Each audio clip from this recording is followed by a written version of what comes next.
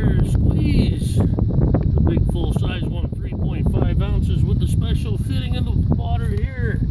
This is my dirty water bag. I'm taking Arkansas. Yummy.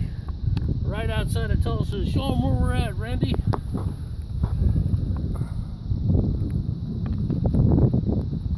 Does everybody's seen a bag of water get filled up.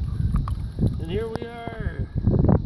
And the Sawyer Squeeze actually takes giardia, cryptosporidium, typhoid, and all sorts of other fun and happy things that are in the water and give you water. Now I screw this on here where it says flow. And we're not talking about the lady at the diner back there in the 1970s.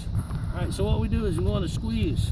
And as we squeeze, it goes through our filter right here into this bag, which is the clean bag. This is our dirty bag. Off we go. Squeeze, squeeze, squeeze. Arkansas river water, now clean, safe to drink. Man.